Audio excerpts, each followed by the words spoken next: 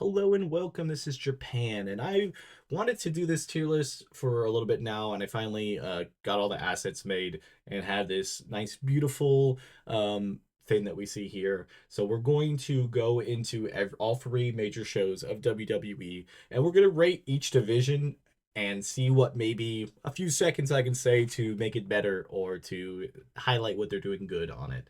We got Raw, NXT, and SmackDown here. This is as of 3/16. So, yeah, 3/16, 2025. I also have to specify because you never know when somebody's going to pop up a video. I think I'll do these type of videos maybe ever so often because it is an interesting, ever changing landscape. And I feel like we should just, do that. So we got the women's main event scene on Raw, which is basically Liv Morgan, Rhea Ripley, well, Bianca now because she's in the hunt for Io Sky's title, and obviously our champion Io Sky. It's a pretty solid main event scene. I mean, having like just four women right there, those four are crazy. Obviously, Liv is going to now be kind of more slated towards the tag team division, so that's kind of a big minus. But if Becky Lynch comes back within the next couple months, I think that would also put Raw in a good spot. I'm going to think this division is a lot better with not having Rhea Ripley as champion right now because I like the story they're telling. This also has Bailey kind of hovering between the mid card and the main event, so that's a pretty solid name list right there. And like I said, with Rhea with not having the title and Io being in there, that freshens up all the feuds. And obviously, depending on what WrestleMania happens, what happens there, there could be some changes and stuff. So I'm gonna put in a solid A. I think it's a pretty good division. It could definitely be better, but I think it's definitely on the cusp of like trending up compared to some of the other ones. Then we get the Raw's main event, scene. Right now, it's basically Jey Uso and Gunther. There's really not much else because obviously this WrestleMania season, it's a little bit more cut and dry because everybody's kind of gearing up, but like because they moved Drew McIntyre, CM Punk and Seth Rollins would also be up there. Like it struggles a little bit. It's just about under what I would think the women's division is, but I think because like everybody's kind of having a separate feud, it's a little bit more self-sufficient than the women's division.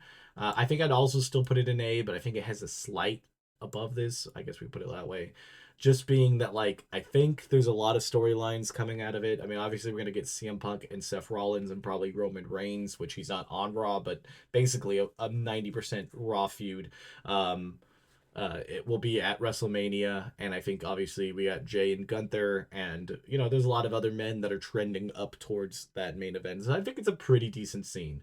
The men's mid card actually is pretty thriving there. You got Chad Gable, you have Penta, you obviously have the champion, which is Braun Breaker. You have Sheamus, you have Ludwig, you have Pete Dunne, who is hit or miss, but it's still in there.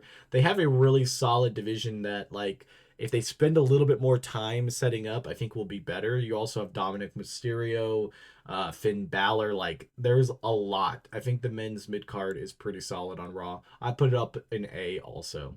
Then the women's mid card. This one's interesting because I feel like the division itself is pretty solid. They just haven't really explored it super often. Obviously, it comes from Lyra Valkyrie being the champion there, and you have like Dakota Kai, Ivy Nile, and stuff like that. I don't think it's like super solid. I feel like it definitely could use somebody that's maybe like higher up, like a Bailey batting down type of thing, because obviously you have that Raquel Rodriguez obviously is in there too. It's like it's working. It's getting there. I think it's one of the divisions that's trending up, but I'm gonna put it in B for now. I feel like it could still use a little bit of work.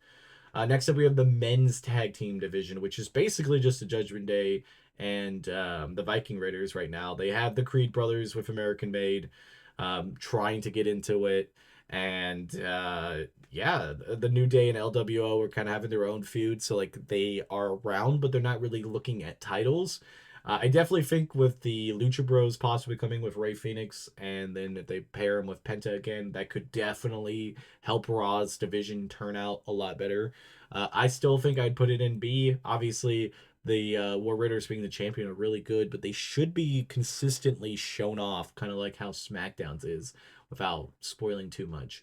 Then we go with the women's tag division on Raw. Now, the tag division itself, for the women's is a little hit or miss because they're still like putting stuff together. Other than Liv and Raquel, I don't think there's another tag team on it. Damage Control would probably be the closest, but I don't even know necessarily who's available in Damage Control because it's like Dakota Kai is definitely healthy. I think Kyrie is still trying to get in there, and Asuka is still trying to get back. So, and I don't think like obviously Io's champion, so she's not really going to be working in those tag matches. So I'll put it in C. I think like there's some hope, but I think like they need to build up a little bit. And let's get on to NXT. The mains men event scene is kind of abysmal at the moment compared to all the other divisions seem to have like a lot of people going. I think it's not necessarily the problem with NXT at the moment. I think they're just trying to figure it out because you have Obafemi in there and it's hard to build a feud with him just absolutely destroying people. And obviously he's been looking at Moose recently and like doing TNA stuff. So he hasn't really built anything, and everybody around him just seems to be like doing other stuff. Like, let's say like Ethan Page, I definitely say is a main eventer. He was fighting with Javon Evans, who's kind of like a mid carder. Nothing wrong with that. It was a good feud, but like that kind of puts him away. Obviously, Trick Williams is going against Eddie Thorpe again, like main eventer. It's like they're all working more towards the mid card, making that better, but the main event scene is a little struggling. I'm gonna put it in C. I feel like they could definitely use one or two people to kind of just make that thing, and I think they will. I think this is a division that they are going to be working on a lot more. I just think they haven't had the time to because of the NXT TNA crossover thing. Then we got the NXT women's main event scene. Now, I would have probably easily put this into S, except for what just recently happened with Stephanie taking both championships, because I'm pretty sure Julia is hurt, I think is what the report is. If she's not, then maybe it'll be a little different. But after that, now kind of feels like Stephanie is almost a little too powerful. Like, how do you take championships off of her when she has both of them? Um, it's a little rough. I think I'm gonna slate it down in A. I feel like it just fell out of S for me, but it really kind of hovers around Julia and what her timetable is coming back. The women's mid card I think is doing pretty well. Again, it's gonna be a little difficult with the title being kind of locked up in the main event scene. I think overall the like Jada Parker, Lola Vice, all of them, they have solid matches. They get good match time, good time on the card. I'll put it in B. I do wish that I guess we'll see if Jordan Grace is the next step to go to that main event, or if she kind of stays in that mid card. That could really definitely decide on the division, because if she starts in the main event scene, that could bump that back up to S. And if she stays in the mid card, that could definitely move the mid card to A. So it's like a little bit of different stuff that could be going on there.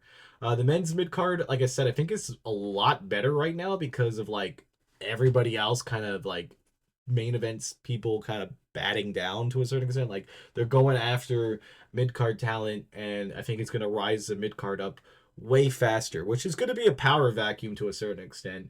Obviously, we just got a new mid card champion with Sean Spears, which I think was a pretty decent option. I think also they could really get Tony D'Angelo towards the main event scene, which I'm not a huge fan of him, so it doesn't really affect me to a certain extent. But the name recognition and the match ability for Obafemi, it would actually give a little bit of fear to Obafemi because he hasn't beaten him all the time. So I'll put this in B. I think it's definitely rising. I definitely think it's a little bit better than the main event scene at the moment.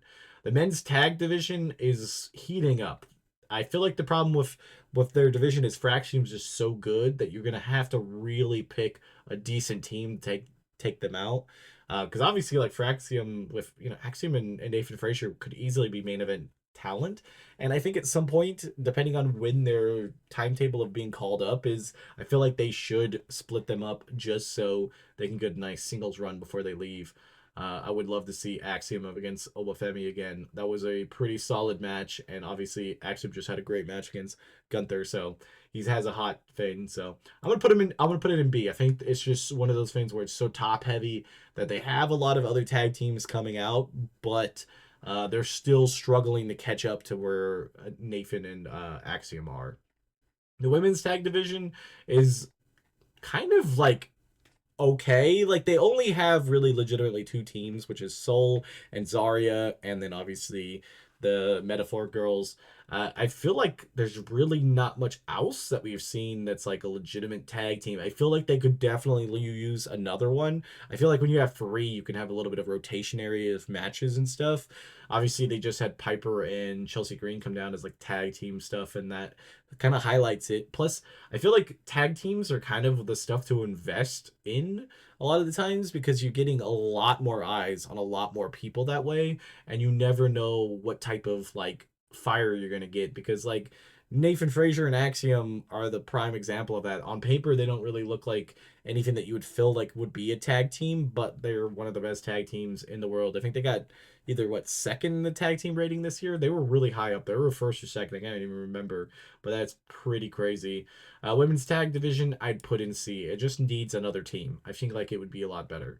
And then we finally get to SmackDown. I think the most inconsistent show on the brand. So maybe when I rate it per division, we'll see where the issue is. Let's go with the women's main event scene. Obviously, it's Tiffany Stratton and Charlotte Flair. There is nobody else up there right now. Obviously, you have Alexa Bliss on that show. Bianca's kind of in between them. Jade's in between them, but like obviously not doing anything. Naomi's not doing anything towards the main event. This is the most unhealthy division, I think, out of all of them.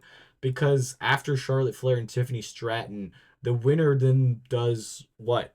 Like, there's not really anything to put them in. They're gonna have to start building that up. Obviously, Nia Jax would probably be somebody also they can bring back in. I don't think Candice LeRae's in there, but yeah, I think they definitely need to work on it. Then we have the men's main event scene, which is a little bit better. Obviously, you got Cody Rhodes, you got Damian Priest, Drew McIntyre, um, obviously Roman Reigns when he decides to show up. I feel like all of that's pretty solid. KO, Randy Orton, they have a pretty good division. With getting Drew McIntyre and Damian Priest on that, I think it really upped them the card and definitely put them on par with Raw. Maybe a little slightly better than Raw. The men's mid card, which is LA Knight, Shinsuke Nakamura, Andrade, Carmelo, The Miz, like they're starting to get better. I think with LA Knight being there and him defending that title a lot more like he did the first time, I think will be a lot better. I think it's a pretty healthy division compared to some of them. I put it in A. I would still feel like they could use a little bit of a little bit more like actual rivalries than just like random one-off matches. But I still think it's really good, and as long as we see LA Knight defend this thing, I think it could definitely work, especially for SmackDown's kind of loosey goose card where they just kind of throw out the match at the last minute. The mid card title could be really good. And then we have the opposite with the women's mid card title. I don't think Chelsea Green's been a bad champion. I just don't think she's had the quality of opponents. Like she's faced BFAD and Meacham, and she'll have Sol Ruka, which is like a really good person, but that's also NXT and not SmackDown. So I feel like this division is probably one of the worst on SmackDowns because they just don't have enough people, and it's very easily fixed. Call up Roxanne Perez, have her take the title off of either Zelina Vega or Chelsea Green, depending on when the call out happens. I just feel like giving it to somebody super young like that and that could do like crazy matches and is pretty decent on the mic, I think would really save that mid card, and you could re up all of the feuds you could have her against Piper, Alba Fire, even if you wanted to do Alexa Bliss because they, had some stuff there too. There's a lot that you can do. So right now, I'm gonna put it in D. I feel like it could definitely get better.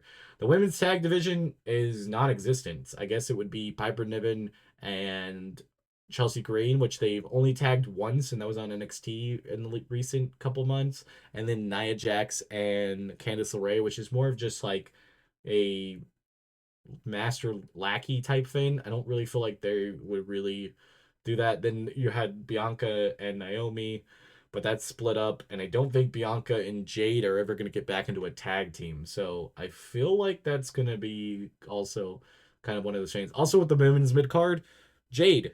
Jade would work perfectly there, or Naomi. That would also work really well. Obviously, the main event scene could work for them too. Just depends on where they're at, but try to decide. We'll put that one in D also. And then we got the men's tag division. Now, this has to be one of the best like well-rounded divisions. Even if you don't like all the tag teams in it, there is a solid amount of tag teams. You got Pretty Deadly, DIY, Street Profits, Motor City Machine Guns, Las Garza, and that's without even just using the Bloodline. When eventually I think Tama Tonga and Tongaloa get back, you could also insert them into that tag team feud. I think that's really solid. Like that's a crazy amount of tag teams, and they seem to be constantly fighting each other, having their different things. They even had like a little chart on a couple SmackDowns ago about blank and blank and blank and going after everybody. I thought that was a very cool way to show everything. So I would put this in S. I think it is the best division on the thing, even if you're not really necessarily a fan of the teams that are in there. It's very well ran.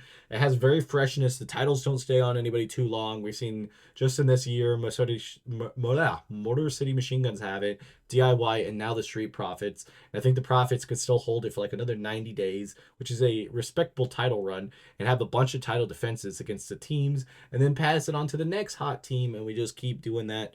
And I think we could have a lot of fun with that. So this has been Japan. I will see you guys next time. Don't forget to like, comment, and subscribe. Bye, guys.